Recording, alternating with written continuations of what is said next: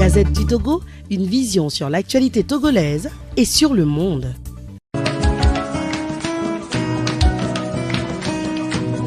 Radio à vous l'été.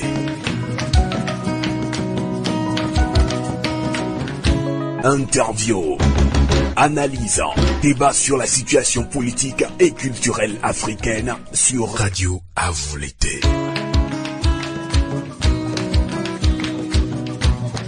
Radio à vous l'été. La voix des sans-voix, la voix des opprimés.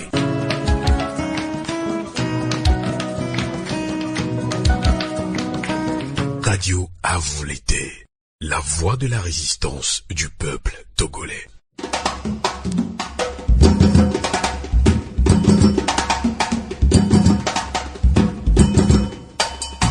Amis auditrices, auditeurs de Radio Canal K et de Radio à vous l'été, bonsoir. Ça y est, depuis dimanche soir du 5 septembre dernier, on ne parlera plus de tentative de coup d'État en Guinée-Conakry.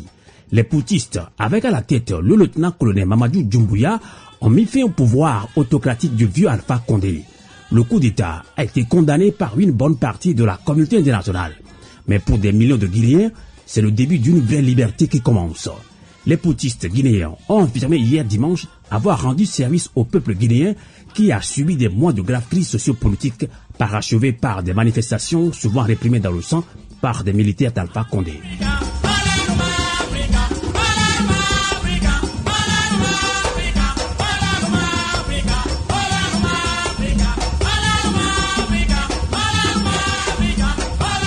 Les poutistes ont dissous le gouvernement et des institutions. Ils ont également aboli la constitution qui a servi à Alpha Condé de briguer un troisième mandat. Fin du règne d'Alpha Condé, comment remettre la Guinée-Conakry sur la voie d'une vraie démocratie? Et pour en parler, nous accueillons en ligne depuis Conakry Souleymane Konaté, membre de la cellule de communication de l'UFDG, Union des forces démocratiques de Guinée.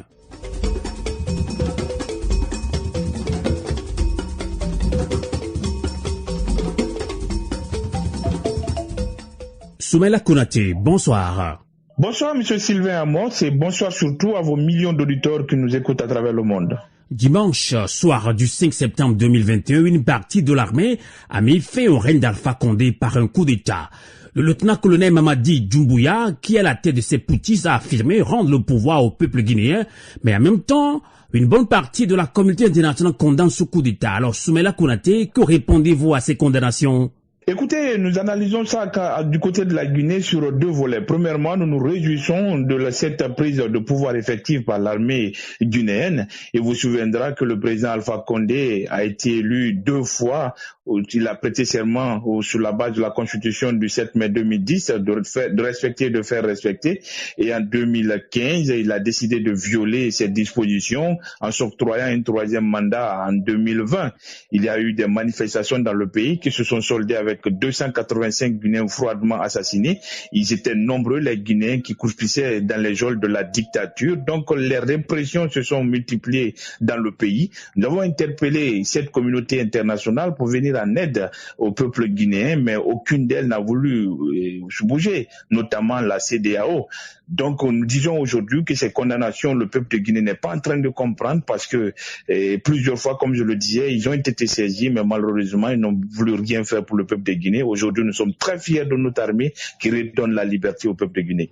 Alors, Soumaïla Konaté, l'Alliance nationale pour l'alternance démocratique vient de rendre publique une déclaration qui précise qu'elle se retrouve dans les motivations qui sous-tendent l'initiative du coup d'État. Alors, Soumaïla Konaté, qu'est-ce qui justifie cette confiance aveugle, si on ose le dire, que la NAD manifeste vis-à-vis des mutins? Alors, il faut rappeler que votre parti UFDG, Union des forces de Guinée, est membre de la NAD, Soumaïla Konaté.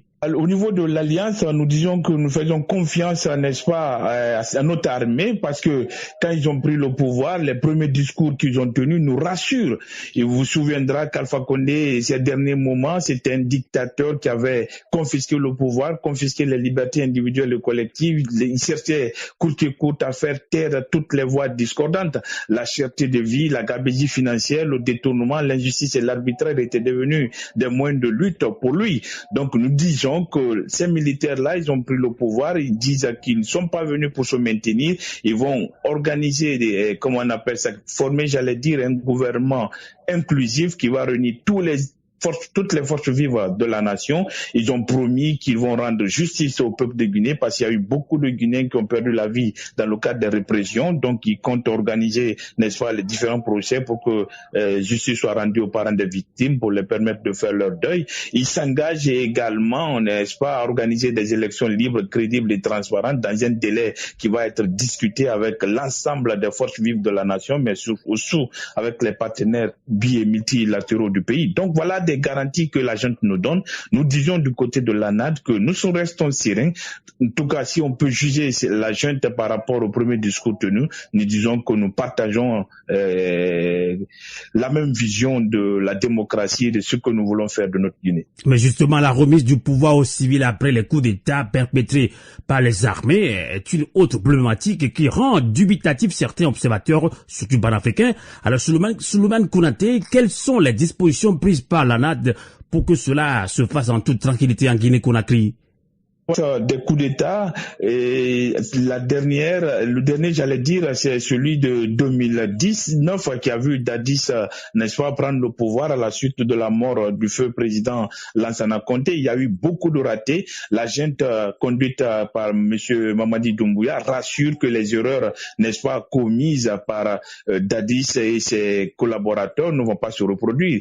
Ils comptent vraiment saisir toutes les opportunités avec l'ensemble des Guinéens pour faire en sorte qu'un calendrier clair et précis puisse être élaboré pour permettre aux Guinéens, n'est-ce pas, d'aller dans le sens de la construction d'une démocratie véritable dans notre pays. Donc nous disons encore une fois de plus, nous sommes sereins, nous partons tranquillement. Pour le moment, la junte rassure tout le monde parce qu'il nous libère d'une dictature qui ne disait pas son nom. Plusieurs fois, on est passé sur vos ondes, dénoncer, n'est-ce pas, la barbarie de nos forces de défense et de sécurité, dénoncer l'État, n'est-ce pas, qui entraînait le pays vers le bas, et tout ça, ça a rendu le peuple de Guinée misérable alors que le pays dispose d'énormes richesses. Donc encore une fois de plus, nous disons, pour le moment nous sommes rassurés et la junte partage la même vision que l'ANAD. Au moment opportun, nous allons nous prononcer sur la suite des opérations. Souleymane Konaté, est-ce que ce n'est pas trop tôt pour faire une confiance entre guillemets aveugle à ces poutistes? Je vous disais tout à l'heure qu'on a l'espérance des coups d'État en Guinée. Pour le moment, si on peut juger la junte par rapport à ce qu'ils disent, parce que c'est aussi cela, quand Dadis est arrivé au pouvoir, beaucoup de choses ont été promises, mais vers la fin, il a déraillé parce que il avait des gens qui le poussaient à aller dans le sens de la confiscation du pouvoir, et l'UFDG a été là avec les autres forces vives de la nation pour s'opposer. Pour le moment, nous disons que nous accordons le bénéfice du doute à M. Mamadi Doumbouya qui vient de nous libérer, n'est-ce pas, de cette dictature, et les premiers discours qu'il a tenus rassurent l'ensemble des Guinéens, à l'ensemble des forces vives de la Guinée de travailler avec lui dans le sens, n'est-ce pas, d'amener la Guinée vers un processus de démocratisation et empêcher que la dictature revienne dans notre pays et permettre, n'est-ce pas, le pays de connaître un élan de développement qui puisse être profitable à tout le monde, parce que le pays dispose d'énormes richesses, comme je le disais tout à l'heure. Et il suffit simplement d'avoir une bonne gouvernance avec des hommes politiques soucieux de l'avenir du pays pour que vraiment tout puisse aller dans le bon sens. Parce qu'aujourd'hui, quand vous regardez la situation du Guinéen, nous sommes vraiment misérables alors que le pays dispose de tout. Et c'est ce qui est incompréhensible d'ailleurs. Tout à fait. Alors justement, après ce coup d'État en Guinée-Conakry, le colonel Mamadi Doumbouya affirme également qu'il n'y aura pas il ne fera pas de la chasse aux sorcières. Alors comment appréciez-vous cette action du colonel Mamadi Doumbouya? Écoutez, je crois que c'est des discours qui vont dans le sens de rassurer tout le monde, même si ce matin il a été très clair. Il ne fera pas de la chasse aux sorcières, mais il fera en sorte que la justice puisse jouer son rôle. C'est qu'il ne se reproche de rien après 11 années de gestion calamiteuse, n'est-ce pas, de notre pays. C'est qu'ils se sont illustrés, n'est-ce pas, dans le cadre de la répression sanglante des manifestations politiques de l'opposition. Naturellement que ceux-là vont faire face à la justice parce qu'il n'est pas question que ces crimes restent impunis. Il l'a dit ce matin lors de son allocution. Et pour cela, nous souscrivons. Maintenant, nous ne disons pas que tout est mauvais. Il y a parmi eux des gens qui ont été républicains du début jusqu'à la fin. Naturellement que ceux-là ne se reprochent de rien, ils doivent s'inquiéter de rien. Par contre, ceux qui se sont illustrés dans des cas de violation grave des libertés et des droits humains, nous serons là, vigilants, avec toutes les forces vives de la nation, pour faire en sorte qu'ils soient traqués, arrêtés et jugés par nos cours et tribunaux pour qu'ils répondent de leurs actes. Parce que c'est en agissant ainsi qu'on va dissuader d'autres à agir de la sorte. Souleymane Konaté, fin du règne d'Alpha Condé, comment remettre la Guinée-Conakry sur la voie d'une vraie démocratie? Comment envisagez-vous l'après Condé selon vous? Les Guinéens, pour le moment, on a été très surpris parce qu'il est arrivé un moment où on ne comprenait pas les agissements de notre armée. Elle a été une armée loyale un bon moment, une armée républicaine, mais avec Alpha Condé, ça a été de plus en plus une armée tribale, une armée communautarisée. Donc tout ça, ce n'était pas de nature à favoriser un climat qui puisse permettre à nos forces de défense et de sécurité d'être une armée républicaine. Donc après ce coup d'État-là et les discours tenus par les représentants de la junte, nous disons qu'il y a de l'espoir pour que les Guinéens puissent construire ensemble cette véritable démocratie qu'ils ont tant souhaité. Et surtout que Mamadi Doumbouya ne ferme pas la porte. Il va rencontrer les prochaines heures la société civile et l'ensemble de la classe politique guinéenne. Un calendrier va sortir, une feuille de route claire par rapport à la gestion de la transition. Et jusqu'à là, nous nous reconnaissons par rapport à ces différentes démarches-là. Je sais que les Guinéens, ils sont soif de la liberté, sont soif de la démocratie, sont soif de la promotion, n'est-ce pas, des droits humains. Beaucoup de sacrifices ont été consentis pour cela dans les années 2006 à 2010, même si Alpha Condé est venu mettre tout ça à l'eau. Nous sommes sereins, il y a beaucoup d'intellectuels dans le pays, il y a beaucoup de patriotes. Nous arriverons à trouver la formule nécessaire qui puisse permettre aux Guinéens de se retrouver autour d'une table et permettre à notre pays de connaître un ère de développement. Dernière question pour vous libérer en ligne depuis Guinée-Conakry. D'autres dictateurs africains, surtout en Afrique de l'Ouest, s'accrochent toujours au pouvoir. Au Togo, par exemple, l'armée, composée de plus de 90% des habitants du nord du pays, considéré comme le fief du président Faure Gnassingbé, a pris trop de poids dans la gestion du pouvoir au Togo. Alors, après ce coup d'État en Guinée-Conakry, Soumaïla Konaté, avez-vous un message particulier à l'endroit de ce dictateur qui s'accroche toujours au pouvoir?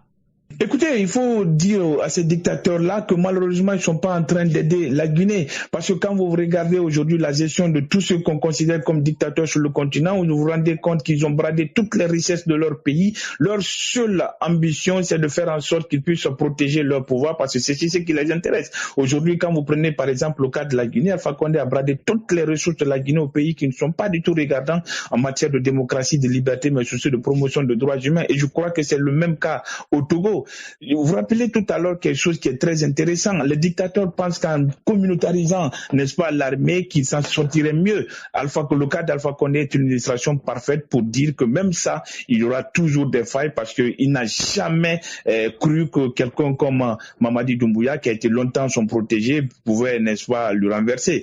Donc nous disons encore une fois de plus que les dictateurs doivent comprendre que l'heure de la dictature est révolue sur le continent africain. Le mieux serait de travailler pour faire en sorte que l'Afrique soit un continent de démocratie, de liberté. L'autre message que je voulais rapidement faire passer, si vous me permettez, je m'adresse aux institutions sous-régionales. Je parle de la CEDEAO, je parle de l'Union africaine, et ainsi de suite. C'est des institutions, malheureusement, qui sont pour la plupart des défenseurs, n'est-ce pas, des causes de la dictature, qui défendent des positions, n'est-ce pas, tenues par les chefs d'État. Malheureusement, ça n'est pas notre continent. Je me demande aujourd'hui qu'est-ce que la CEDEAO va dire à la Guinée. Plusieurs fois, on a saisi les cours et tribunaux. On a saisi la Cour de justice de la CEDEAO, les interpeller par rapport au cadre d'exaction qu'on était en train de commettre en Guinée. Ils sont arrivés plusieurs fois, ils n'ont jamais voulu lâcher Alpha Condé. Ils ont sacrifié le peuple de Guinée au détriment d'un seul homme. Et aujourd'hui, c'est les militaires qui rendent la liberté au peuple. Nous disons que ces condamnations sont des condamnations qui sont vraiment regrettables. Nous comprenons que c'est des condamnations de principe, mais malheureusement, on aimerait que nos institutions, n'est-ce pas, sous-régionales puissent prendre le devant et faire en sorte qu'elles soient des véritables institutions, des leviers, n'est-ce pas, de la démocratie, de la liberté. Ça, c'est le deuxième message. Troisième message, c'est que je peux dire à nos forces de défense et de sécurité.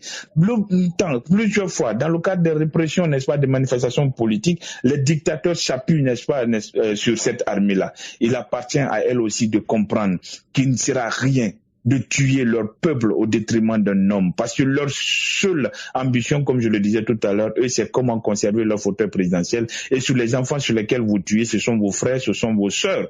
Nous disons que tout ça, c'est de nature à mettre l'Afrique en retard et ça ne permet pas naturellement à ce qu'il y ait développement. Parce que quand vous regardez ce continent, nous disposons de tout. Malheureusement, une minorité au service des gangsters est en train de piller l'Afrique, l'ingénuer l'Afrique et tout ça, c'est regrettable. Voilà le message que je voulais faire passer. Merci beaucoup, Souleymane Kounaté, de nous avoir accompagnés en ligne depuis Conakry. Bonsoir. Bonsoir, c'est moi qui vous remercie pour cette belle opportunité. Je salue tout le personnel de la radio Canal K et surtout vous, Monsieur Sylvain Amos, pour tout ce que vous faites pour la démocratie, pour la promotion des valeurs humaines, n'est-ce pas, sur le continent africain. Nous savons que c'est très difficile cette lutte-là parce que vous sacrifiez énormément de choses. Il y a beaucoup de journalistes aujourd'hui qui préfèrent le confort, l'argent que les dictateurs peuvent servir. Mais vous avez choisi le chemin de la vérité. Je vous rappelle également que nous sommes suivis sur Radio Avoleté, la voix de la résistance du peuple togolais. Merci pour tout ce sacrifice-là. Bonsoir. La voix du peuple.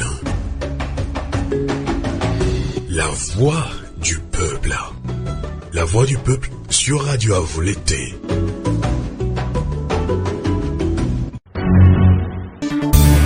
La Gazette du Togo, une vision sur l'actualité togolaise et sur le monde. Rejoignez-nous sur le www.lagazettedutogo.com ou sur nos comptes Facebook, Twitter et YouTube. Pour tout contact, écrivez à contact@lagazettedutogo.com ou appelez le 92 80 88 53. La Gazette du Togo, c'est l'information en continu.